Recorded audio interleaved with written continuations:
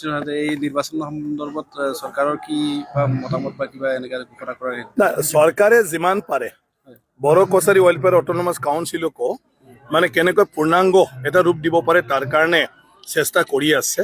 তাত বিভিন্ন ধৰণৰ কথা লগত লাগি থকাৰ কাৰণে খেলি মেলি হৈছে এটাতো হ'ল শোণিতপুৰ আৰু বিশ্বনাথ জিলাতো বড়োলেণ্ডত কিছু গাঁও সোমোৱাৰ কাৰণে দাবী আছে আৰু সেইটো লৈ পেলাই পৰ্যায়ক্ৰমে কিছুমান গাঁও সোমোৱা হৈছে এতিয়া ফাইনেল এতিয়ালৈকে হোৱা নাই কাৰণে কোনখন গাঁও থাকি যাব আৰু সেই গাঁওকেইখন বড়ো কছাৰী ৱেলফেয়াৰ অট'নমাছ কাউন্সিলত দিয়াৰ ক্ষেত্ৰত অসুবিধা হৈ আছে আৰু শোণিতপুৰৰ বিশ্বনাথৰ ৰাইজেও নিজেও সিদ্ধান্ত ল'ব পৰা নাই যে তেওঁলোকে বড়োলেণ্ডত সোমোৱাটোকে আশা কৰি থাকিব না বড়ো কছাৰী ৱেলফেয়াৰ অট'নমাছ কাউন্সিলত আহি যাব দ্বিতীয়তে আমাৰ গোৱালপাৰা আৰু সাউথ কামৰূপৰ এইটো ৰাভা হাছং অট'নমাছ কাউন্সিল পৰে তেওঁলোকৰ এতিয়া ৬ষ্ঠ অনুসূচীত অন্তৰ্ভুক্ত কৰাৰ কাৰণে ৰাভা হাছং প্ৰপ'জাল চৰকাৰে দিছে গতিকে তাত জনজাতি জনগাঁথনিটো ৬ষ্ঠ অনুসূচী হ'বৰ কাৰণে খুবেই দৰকাৰ তাৰ কাৰণে বড়োসকলক যদি তাৰ পৰা মানে এক্সক্লুড কৰে তেতিয়াহ'লে 6th শিডিউল হয়তো হোৱাৰ সম্ভাৱনা নাথাকিব পাৰে সেইটোৰ কাৰণে অসম চৰকাৰ আৰু ৰাভা হাছং অট'নমাছ কাউন্সিলে খুব শীঘ্ৰে ৬ষ্ঠ অনুসূচী হ'ব গতিকে সেইটোলৈকে বাট চোৱা বুলি কৈছে আনফালেদি Bodo Kachari welfare autonomous council আৰু UBPO চৰকাৰক কৈ থৈছে যে ফৰ দি টাইম বিং সেইটো বড়ো কছাৰীত সোমাই দিয়ক আৰু যেতিয়াই ৬ষ্ঠ অনুসূচী হ'ব আৰু সেইটো যদি প্ৰয়োজন হয় তেতিয়া লগে লগে বড়ো কছাৰী ৱেলফেয়াৰ অট'নমাছ কাউন্সিলে এইকেইখন গাঁও ৰাভা হাছঙলৈ এৰি দিব গতিকে এইটো এতিয়া মুখ্যমন্ত্ৰীয়ে নিজে এতিয়া দায়িত্বটো লৈ আছে তো এইখিনি গাঁওখিনিও ফাইনেল নোহোৱাৰ কাৰণে এটা ফাইনেল মানে সিদ্ধান্তত আহিব পৰা নাই সমষ্টি নটিফিকেশ্যন দিব পৰা নাই আৰু তেনেকুৱা কেইটামান এলেকাতো 2-3টা গাঁও অলপমান আমাৰ DC ৰিপৰ্টবিলাকত থাকি যোৱাৰ কাৰণে আৰু বাদ পৰি গৈছে গতিকে একেবাৰতে কৰি পালে সমষ্টি বনাই নিৰ্বাচন পতাৰ কথাটো কৈছে গতিকে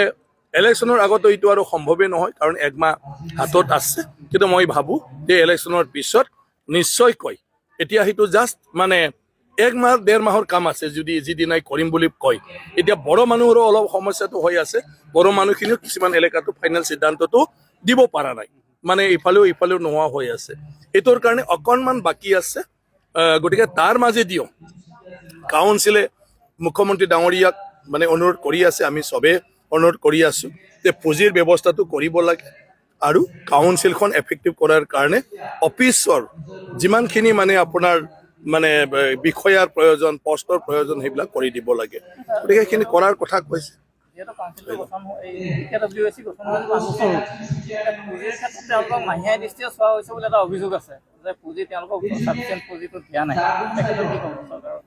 নাই নাই সেইকাৰণে মই ক'লো কি এতিয়ালৈকে Bodo Kachari welfare autonomous council finally মানে নটিফিকেশ্যন হোৱা নাই গাঁৱৰ এতিয়াও কিছুমান জাগাত কিছুমান কথা লৈ পেলাই এতিয়াও মানে হেং হৈ আছে আৰু এইটো বড়োসকলেও ফাইনেল সিদ্ধান্ত ল'ব পৰা নাই আৰু চৰকাৰেও ফাইনেল সিদ্ধান্ত ল'ব পৰা নাই গতিকে এতিয়া এডহক কমিটি হিচাপে চৰকাৰে কিছু পুঁজি দিছে আৰু সেইটো মানে এটা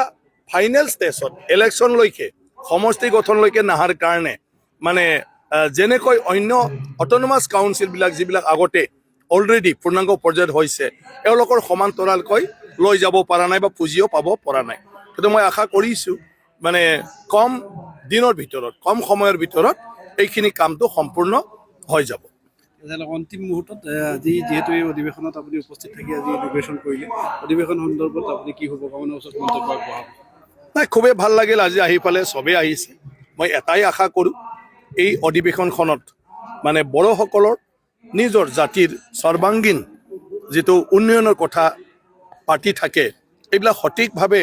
আমি কেনেকৈ কৰি লৈ যাম ইয়াৰ ওপৰত নিশ্চয় চৰ্চা হ'ব আৰু পৰৱৰ্তী পৰ্যায়ত আমি কেনেকুৱা ধৰণৰ পদক্ষেপ লৈ কাম কৰিম তাৰ কিছুমান সিদ্ধান্ত আহিব কিছুমান প্ৰস্তাৱ গ্ৰহণ হ'ব আৰু সেই প্ৰস্তাৱবিলাকক যদি আমি চবে ৰূপায়ণ কৰাত সহযোগ কৰে তেতিয়াই ডেফিনেটলি BTCৰ বাহিৰত বসবাস কৰা বড়োসকলেও তেওঁলোকৰ যিটো সপোন জাতি হিচাপে সকলো দিশতে আগুৱাই যোৱাৰ কাৰণে মানে সেইটো বাস্তৱত পৰিণত হ'ব। ধন্যবাদ।